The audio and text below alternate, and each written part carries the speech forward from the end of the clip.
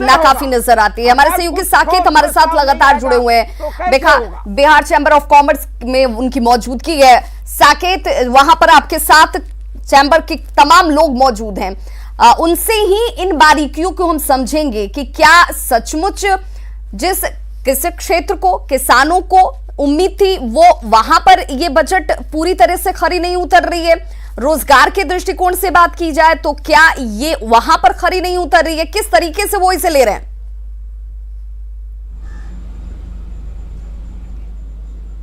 साकेत, आप तक हमारी आवाज पहुंच पा रही है? सर एक मिनट आप लोग आ गए।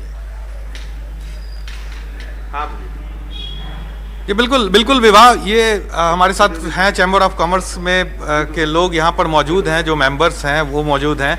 सर क्या देखते हैं इस कृषि को लेकर? अगर इस पूरे बजट को हम देखें तो किस तरह से देखते हैं? कृषि के लिए क्या कुछ खास था? देखिए, इस बजट पे बहुत उम्मीद लगी हुई थी और चूंकि किसान आंदोलन देश में काफ़ी लंबे समय से चल रहा है और हर लोगों में उत्सुकता थी कि किसानों को लेकर के वित्त मंत्री महोदया क्या अनाउंसमेंट कर सकती हैं, तो वित्त मंत्री महोदया ने बहुत चौंकाने वाले डेटा सदन के सामने रखे। खास करके जब एमएसपी की बात आती है तो एमएसपी में मल्टीफोल्ड इंक्रीज़ हुआ है। तो डेफिनेटली इन सारी चीज़ों को देखते हुए ये लगा है कि हाँ, कृषि के ऊपर में फोकस सरकार का आरंभ से ही रहा है। मतलब इस बजट में कोई अलग से बड़ा एलोकेशन लेकर आए हों ऐसा तो मैं नहीं बोल सकता, लेकिन निश्चित रूप से कृषि सरकार की प्राथमिकता में रहा है।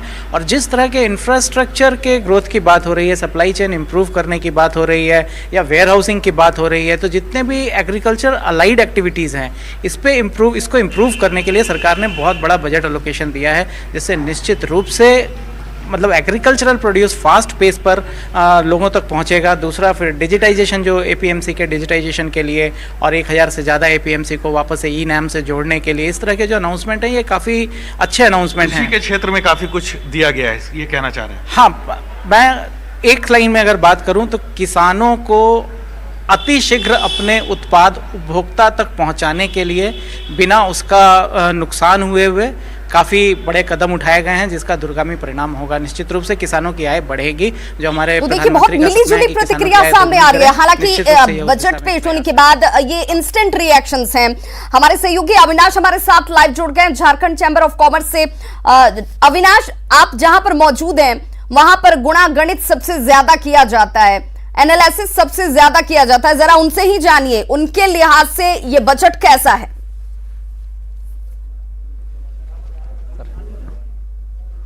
नहीं, आपने सही कहा, सबसे ज्यादा अगर गुना भाग की बात करें तो चैम्बर के द्वारा ही किया जाता है। और इस वक्त हमारे साथ चैम्बर के पूर्व अध्यक्ष हैं दीपक जी हैं। दीपक जी, पहले अगर शब्दों में अगर हम कहें, एक वाक्य में, ये बजट कैसा है, किसके लिए है, किसको फायदा होने वाला है?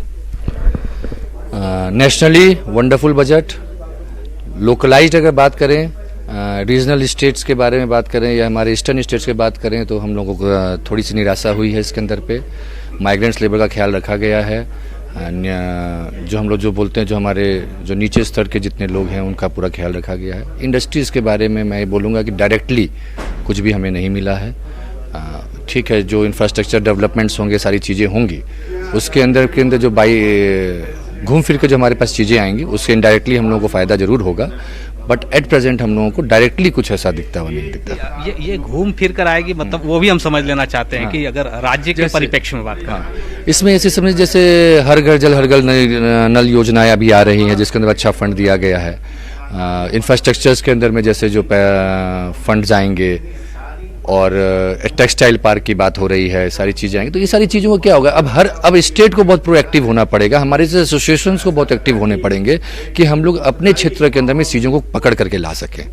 तो अब राज्य सरकार का और हमारे पूरी मशीनरी का बहुत बड़ा रोल होता है कि हम अपने चीज़, क्योंकि हम लोग ने, आपको मालूम है कि टेक्सटाइल के अंदर में हम लोगों ने 2-3 साल के अंदर बहुत अच्छे कार्य किए हैं। 1 साल से कुछ हम लोग डिस्टर्ब्ड हैं, आधी अच्छे मैच कोरोना काल के बाद से, बट अब हम लोग को इसमें वापस एक्टिव होना पड़ेगा और इस एरिया को हम लोग को डेवलप करना पड़ेगा। अच्छा, हमेशा एमएसएमई सेक्टर की बात होती है और झारखंड जैसे प्रदेश में अगर हम पूरे कोरोना काल के दौरान देखें तो पूरी तरह से व्यवस्था बैठ गई है। इस बजट के बाद उम्मीद जगेगी या फ्लैट ही रहेगा? नहीं, इसका अगर इमीडिएटली अभी हम लोग बात करते हैं तो ऐसा कुछ भी ऐसा नज़र नहीं आ रहा है कि इससे कोई एक्स्ट्रा ग्रोथ मिल जाएगा हमें।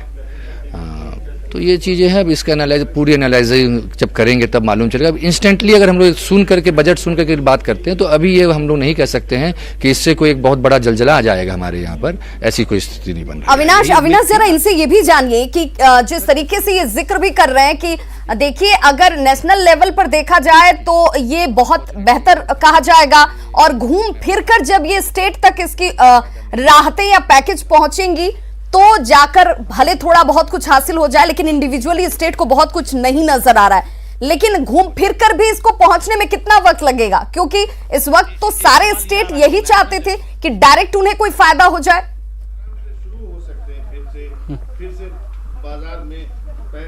नहीं, आप बहुत वाजिब सवाल है। सवाल ये है कि ये जो घूम फिर कर, मैंने पहले भी कहा, तो ये कितना वक्त लग जाएगा, और झारखंड जैसे स्टेट की अगर हम बात करें तो हमारे हिस्से में क्या कुछ आने वाला है। जैसे मैंने कहा, ये देखिए एक बहुत टाइम टेकिंग जॉब है। आज जो प्रोजेक्ट्स आए, मैं टेक्सटाइल पार्क की बात करता हूँ तो ऐसा नहीं है, इसको 2023 तक शायद मैंने जैसा सुना था 2023 तक कल्मिनेट होना है, तो it will take time, but एक न्यू रखाने की जरूरत है। आज हमारा ये जो प्रयास होगा, ये 2 साल बाद इसके रिजल्ट्स आएंगे। ये इंस्टेंट रिजल्ट्स नहीं देंगे कुछ भी हमें, इंस्टेंटली हमें कुछ भी नहीं ऐसा दिख रहा है कि हमें मिलना है। 2 साल की तैयारी, 2 साल आगे की तैयारी हमें करनी होगी। जैसे हम लोग ये बोले, जैसे हमने ईस्टर्न स्टेट्स की बात की, जैसे बंगाल को कुछ मिलना था बिकॉज कि वहाँ पे इलेक्शंस आने हैं, और ये वर्षों से ये सिस्टम चला आ रहा है कि जहाँ इलेक्शंस होते हैं वहाँ की लोकल गवर्नमेंट के लिए लोग करता है। तो वहाँ के क्या था, उड़ीसा के अंदर में एक हम लोग को फिशरी का एक पारादीप को एक छोटा सा कार्य। बिल्कुल अविनाश, आप हमारे साथ बने रहिए। देखिए इस वक्त लगातार रिएक्शन सामने आ रहे हैं और सभी ये जानना भी चाहते हैं और सभी ये मान भी रहे थे कि क्या इस बजट के साथ उम्मीद जो उन्होंने पाल रखी है वो उम्मीद के अनुरूप ये बजट आया क्या। जेडीयू क्या कहती है इस बजट को लेकर, वो सुन लेते हैं। एक बड़ी राशि का प्रावधान वैक्सीनेशन के साथ साथ स्वास्थ्य मद में किया गया है। सीनियर सिटीजन से लेकर कृषि के क्षेत्र का सवाल हो या क्षेत्रीय विषमता को लेकर कई ऐसे ऐलान हैं जिससे विकसित और पिछड़े राज्यों के बीच का जो विकास का फासला है वो कम हो सकेगा। इस बजट से बिहार को विशेष रूप से निराशा हुई है। यह बजट अपने आप में जनता को छलने की एक और कोशिश की है मोदी सरकार ने। रोजगार सृजन के कोई उपाय इसमें नहीं है, किसानों की समस्याओं के निराकरण के लिए कोई बात नहीं कही गई है, और अपने आप में आप देखेंगे तो पेट्रोल डीजल रसोई गैस की कीमत कैसे कम हो इसका कोई उल्लेख नहीं है। तो देखिए राजनीतिक प्रतिक्रियाएं सामने आनी शुरू हो गई हैं। कोई इसे बेहतर मान रहा है तो किसी को ये लग रहा है कि इसमें कुछ भी हासिल नहीं हुआ। रोजगार जो सबसे ज्यादा फोकस पॉइंट होना चाहिए था वो रोजगार यहां पर मिलता हुआ नजर नहीं आ रहा है। नवल जी हमारे साथ जुड़े हुए हैं। नवल जी, चूंकि आप बार बार ये कह रहे हैं कि मैं तो इसे बहुत साधारण सा बजट मानता हूं, लेकिन प्रतिक्रियाएं ऐसी भी कि आप भी इस बात को मानेंगे कि स्टेट के लेवल पर सीधा कुछ नहीं हासिल हुआ, लेकिन नेशनली अगर इस बजट को मैं देखूं तो क्या आपको नहीं लगता कि उसका फायदा बिहार तक पहुंचने में थोड़ा वक्त जरूर लगेगा लेकिन पहुंचेगा जरूर? अरे वो तो तब फिर जेडीयू के लोग जो आज कह रहे हैं कि लाभ होगा, कौन सी योजना है बिहार के लिए, मैं जानना चाहता हूं। बिहार की विशेष स्थिति है, ये पिछड़ा राज्य रहा है, स्पेशल स्टेटस की मांग नीतीश कुमार करते रहे, कहां चला गया, और जेडीयू आज चुप है। मैं जानना चाहता हूं बिहार के मुख्यमंत्री से कौन सी योजना है बिहार के लिए। और तब जब बिहार बॉर्डर स्टेट है नेपाल के साथ, आपको मालूम होना चाहिए कि चीन बॉर्डर तक आ चुका है। हमारे स्पेशल प्रॉब्लम है, हमारा फ्लड का प्रॉब्लम है जो नेपाल से जुड़ा है, अंतर्राष्ट्रीय समस्या है। हमारा फ्लड के कारण बिहार की अर्थव्यवस्था खत्म हो जाती है, आप जानते हैं किस तरह से है। दूसरी स्थिति में बताऊं, सिक्योरिटी का, नेशनल सिक्योरिटी का सवाल है, कौन सी योजना बिहार के लिए? Bihar one of the most backward states है, पॉवर्टी है, अनएम्प्लॉयमेंट है, माइग्रेशन है। अभी जो राष्ट्रीय स्तर पर प्रवासी मजदूर की समस्या, वो बिहार यूपी की समस्या थी। कौन सी योजना है? मैं समझता हूं सरकार को साफ कहना चाहिए कि हमारे लिए कुछ हो। बिहार जैसे राज्य को छोड़ा नहीं जा सकता है, ये किसकी जिम्मेवारी है? ये टीस जरूर इस वक्त है कि बिहार जिस स्पेशल पैकेज की मांग और उस पर आस लगाए बैठा था वो आस तो पूरी नहीं हुई, लेकिन क्या बिहार को सचमुच कुछ नहीं मिला? लगातार चर्चा भी चल रही है। हमारे सहयोगी अविनाश हमारे साथ लगातार जुड़े हुए हैं, झारखंड चैम्बर ऑफ कॉमर्स में उनकी मौजूदगी है। अविनाश, जिसका जिक्र भी कर रहे थे आपके साथ जो इस वक्त खड़े हैं झारखंड कॉमर्स से संबंधित अधिकारी, उनका भी ये कहना था कि देखिए, जब भी इलेक्शन आता है, जिस स्टेट में इलेक्शन होता है, उसको एक स्पेशल बेनिफिट हासिल हो जाती है, और शायद क्या यही माना जाए कि बंगाल को इसका लाभ मिला और ऐसे में झारखंड अछूता रह गया डायरेक्ट बेनिफिट पाने से।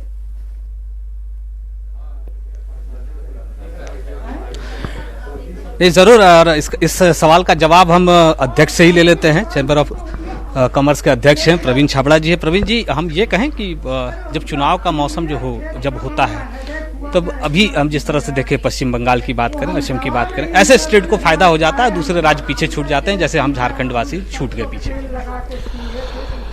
देखिए, कहीं ना कहीं ये बात है कि आज हमारे राज्य की अगर हम बात करते हैं तो बजट के अंदर में डायरेक्टली हमें कुछ भी नहीं दिया गया है।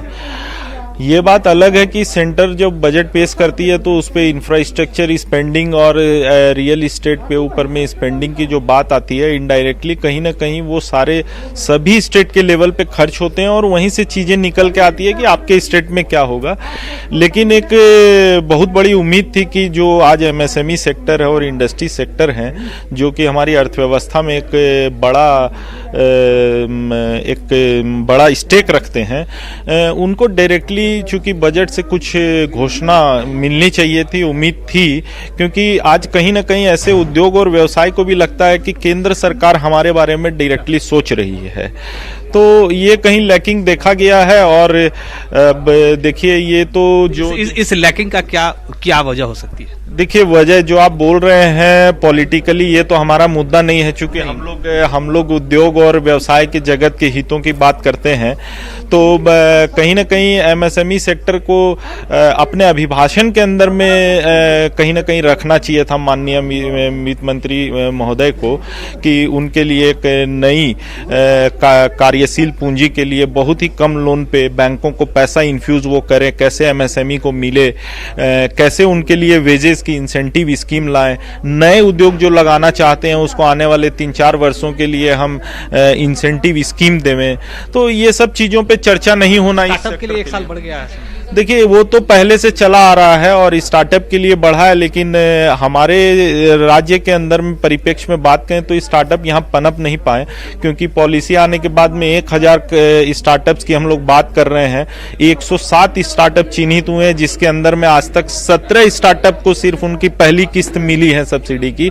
तो ऐसे के अंदर में सिर्फ स्कीम आने से नहीं, राज्य सरकार को उस पर ध्यान देना होगा। वैसे सेक्टर्स को बूम करने के लिए महत्वपूर्ण बात कही है अध्यक्ष जी ने कि देखिए, सिर्फ योजनाओं को लाना बड़ी बात नहीं है, उन योजनाओं का इंप्लीमेंटेशन कैसे हो रहा है, उन तक जिस उद्देश्य से इनकी शुरुआत की गई थी, क्या वो उसको अचीव कर पा रही है, ये एक बड़ी बात है। बहुत बहुत शुक्रिया अविनाश हमारे साथ जुड़ने के लिए।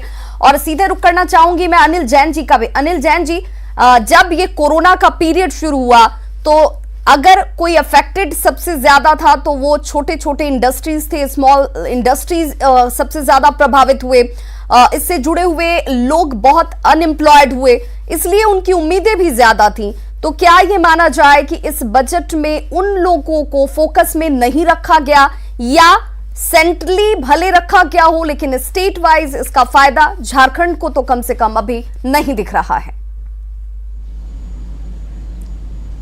जी, ओवरऑल देखा जाए तो इस बजट से ये उम्मीद थी, क्योंकि कोरोना की वजह से काफ़ी अफेक्टेड हुए मिडिल क्लास के लोग, और उनसे रिलेटेड जो भी बिजनेस और इंडस्ट्रीज़ और जो सर्विस सेक्टर सभी काफ़ी ज़्यादा अफेक्टेड हुए।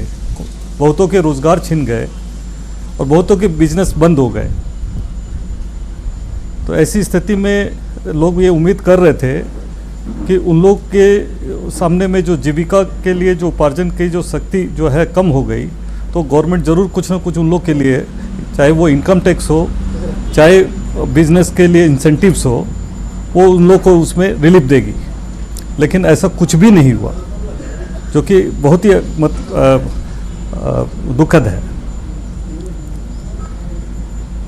इसके पीछे आप वजह क्या मान पा रहे हैं? आपको क्या लग रहा है कि इस तरह से जो बजट का जब निर्माण किया जा रहा था, जब इसका निर्धारण किया जा रहा था, तो सरकार के सामने भी अर्निंग्स की बहुत सारी चुनौतियां थी, बहुत लिमिटेशंस थी, और शायद उस स्थिति में ये सबसे बेहतर तरीके से रखा जा पाया।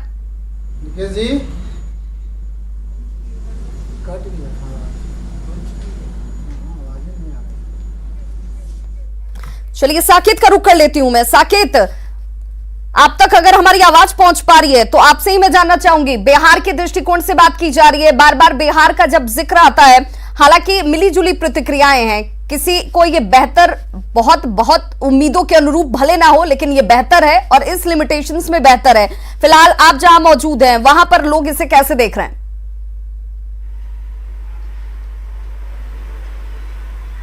देखिए, बिल्कुल बिहार को लेकर क्या है, सबकी नज़र इसी बात पर है। चूंकि हम बिहार से हैं तो बिहार के लोगों को कहीं ना कहीं ये इच्छा थी कि इसमें बजट में जो है बिहार का जिक्र हो।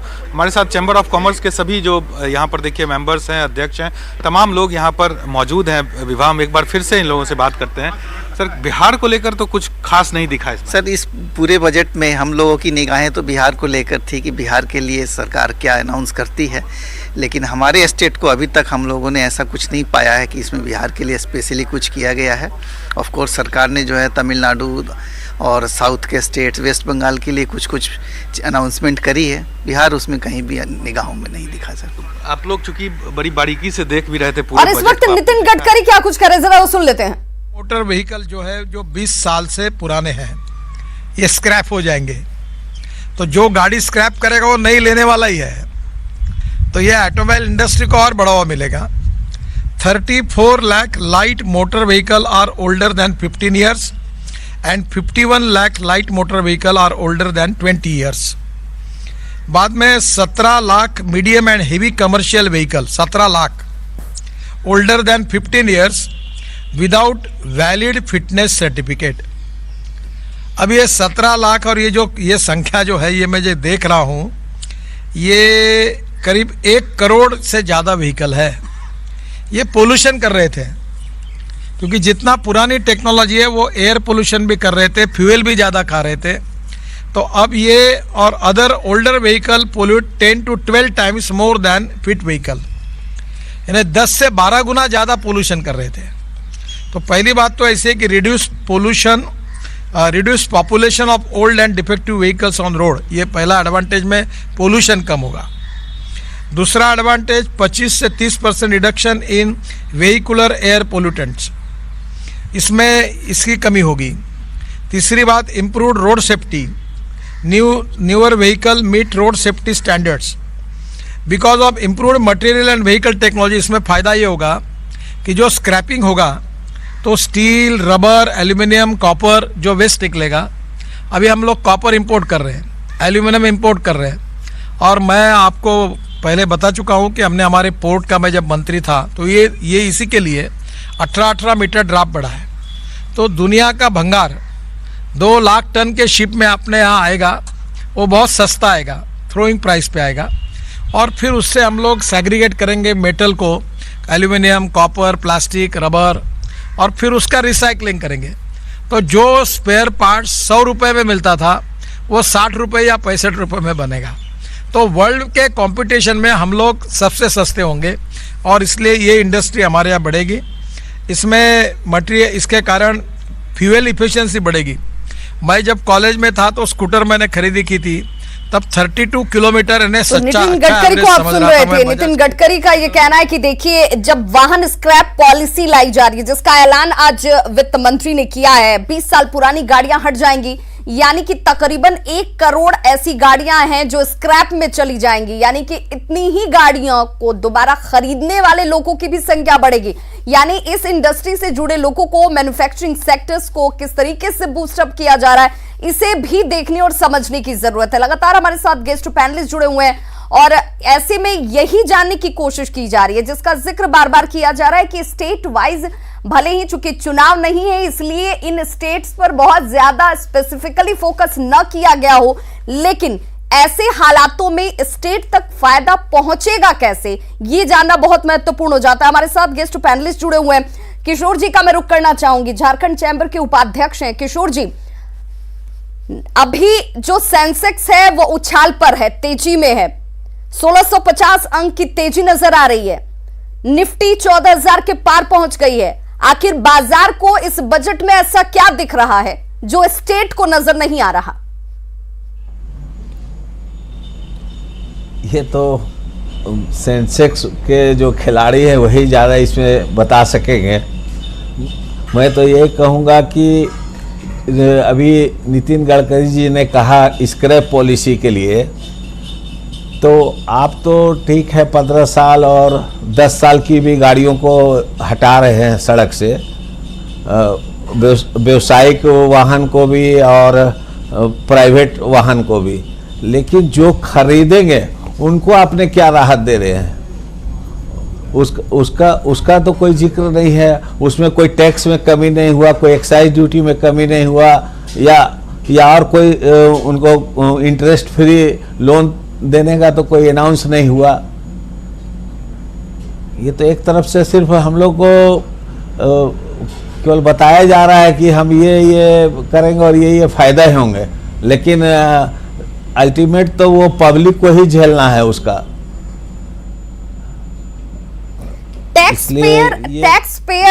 पेयर जिस पर सबका फोकस होता है, टैक्स पेयर उम्मीद भी लगाते हैं कि भाई जब बजट आएगा हम टैक्स पे करते हैं, क्योंकि लिस्टेड टैक्स पेयर जो सबसे ज्यादा महत्वपूर्ण भूमिका अदा करते हैं विकास की रफ्तार में, वो टैक्स पेयर की उम्मीदों के अनुसार आपको कहीं कुछ इस बजट में नजर आया? टैक्स पेयर से तो सिर्फ टैक्स लेना है इनको, और तो कुछ इसमें ऐसा राहत नहीं है कि जिससे कि टैक्स देने वालों को कुछ बेनिफिट हो। वो तो शुरू दिन से दे रहे हैं और देने का आदत भी लग गया है।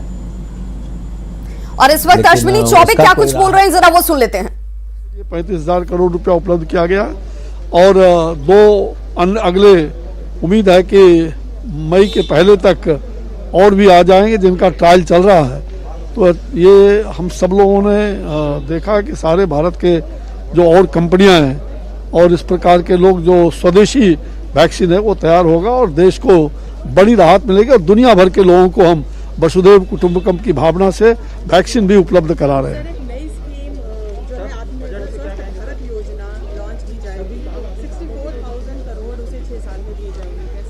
नहीं, ये योजना अपने आप में बहुत ही प्रधानमंत्री जी का आत्मनिर्भर स्वास्थ्य भारत अभियान, जैसे आपने आयुष्मान भारत, स्वस्थ भारत, इन तमाम चीज़ों को जो बल प्रदान मिलेगा और जो हमारा 1.5 lakh health and wellness centre है उसको पूरी तरह से हम कह सकते हैं कि और भी मजबूत बनाएंगे और गांव-गांव में ये अभियान हमारा सफल होगा। तो मुझे विश्वास कि सरकार के द्वारा जो ये बजट अगले 5-6 साल के लिए दिए गए हैं उससे देश को बहुत बड़ा भला होगा और लोग आरोग्य होंगे और आरोग्य होने की दिशा में एक बहुत बड़ा कदम है। तो देखिए, जिस टैक्स पेयर की बार बार हम चर्चा करते हैं वो बेचारे कोरोना काल में मारे गए थे और इस बार भी लगता है जैसे बजट में किनारे ही रह गए, क्योंकि बहुत जिस उम्मीद के साथ वो निगाहें लगाए हुए थे वैसा कुछ इसमें बदलाव नहीं किया गया, जबकि पिछली बार टैक्स स्लैब में बदलाव किया गया था और इसीलिए उम्मीद जाहिर की जा रही थी कि शायद इस बार भी उन पर फोकस रखा जाएगा, उन पर ध्यान रखा जाएगा। और सीनियर सिटीजन को अगर एक राहत की बात कर ली जाए तो अगर इस पूरे टैक्स पेयर में सिर्फ एक सीनियर सिटीजन जो हैं वो थोड़े बहुत राहत पा रहे हैं। अनिल जैन जी से मैं जानना चाहूंगी, और इस वक्त राजनाथ सिंह क्या कुछ कह रहे हैं, सुन लेते हैं। ये शानदार बजट है और इसकी जितने भी प्रशंसा की जाए वह कम है। सर खास तौर पर डिफेंस के लिए सर क्या कहेंगे जिस तरह से इसमें? अब मैं डिफेंस के आंकड़े थोड़ी ही देर में आपके सामने मैं जारी करने वाला हूं, वो आपकी जानकारी में आ जाएगा, लेकिन मैं कह सकता हूं कि डिफेंस के बजट में भी बढ़ोतरी हुई है। Thank you. तो रक्षा मंत्री राजनाथ सिंह को आप सुन रहे थे, जिन्होंने कहा कि डिफेंस सेक्टर, ये सरकार हमेशा उस पर फोकस रखती है, इस बार भी पिछली बार की तुलना में ज्यादा फोकस किया गया है, उसे अलॉटमेंट ज्यादा दी गई है। लेकिन क्या ये उम्मीदों के अनुरूप अलॉटमेंट है? क्योंकि हर सेक्टर को उम्मीद थी कि इस बार इस कोरोना काल में सभी सेक्टर्स जहां प्रभावित हुए थे उन्हें राहत मिलेगी और वो एक बार फिर से रफ्तार पकड़ते हुए नजर आएंगे। अनिल जैन जी का रुख करना चाहूंगी। अनिल जैन जी, आपसे मैं जानना चाह रही थी कि क्या टैक्स स्लैब की हम बात कर लेते हैं, हेल्थ सेक्टर की हमने बात कर ली, हमने इंफ्रास्ट्रक्चर की डेवलपमेंट की बात कर ली, लेकिन जिस तरफ सबसे ज्यादा फोकस की बात हो रही थी किसान वर्ग, कृषक, इनको लेकर आपको इस बजट में कुछ खास नजर आया? ये जो पिछले साल से जो चला आ रहा है उसमें कोई मेजर उनके लिए कोई बात नहीं नजर नहीं आई।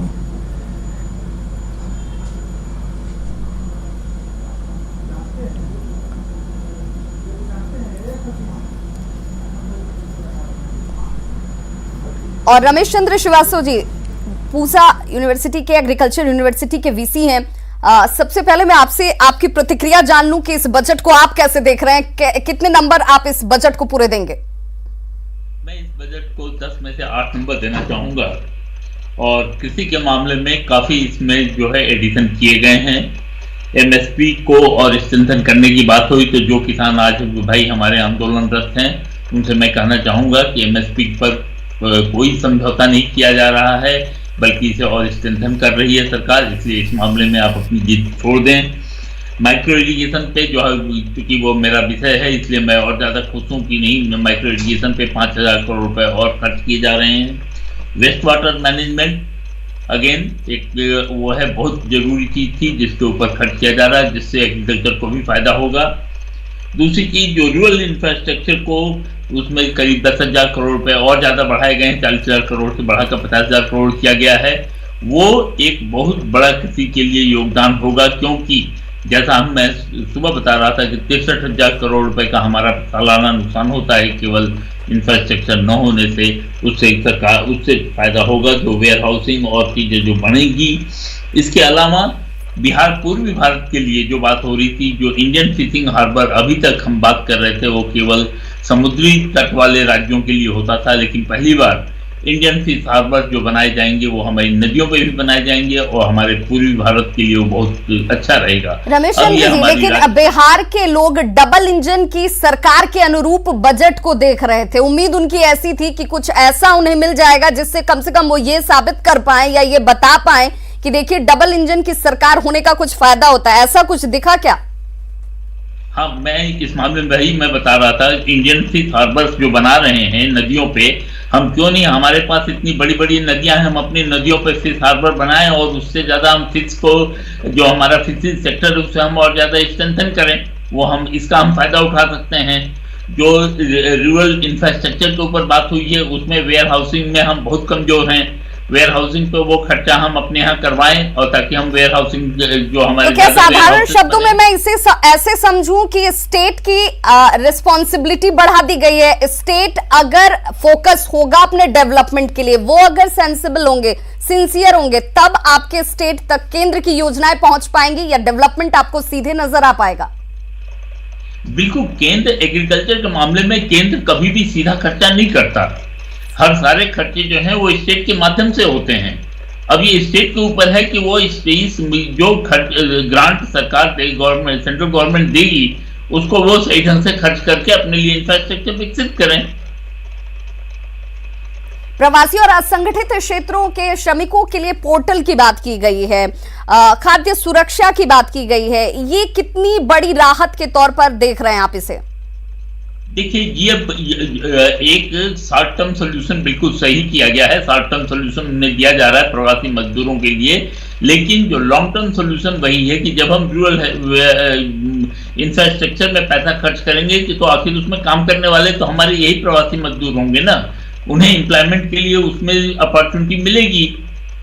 और माइक्रो इरिगेशन पे हम इस पे काम कर रहे हैं कि माइक्रो इरिगेशन को फील्ड में उतारने के लिए जो हमें मैन पावर चाहिए उस मैन पावर पे हम ट्रेनिंग प्रदान करने जा रहे हैं। उस ट्रेन मैन पावर के काम आएगा। अगर फिश हार्बर बनते हैं जो हमारे, उसके लिए जो मछली के लिए जो बनेगा, हमारा एम्प्लॉयमेंट अपॉर्चुनिटी बढ़ेंगी, उसमें ये हमारे प्रवासी मजदूर खपेंगे।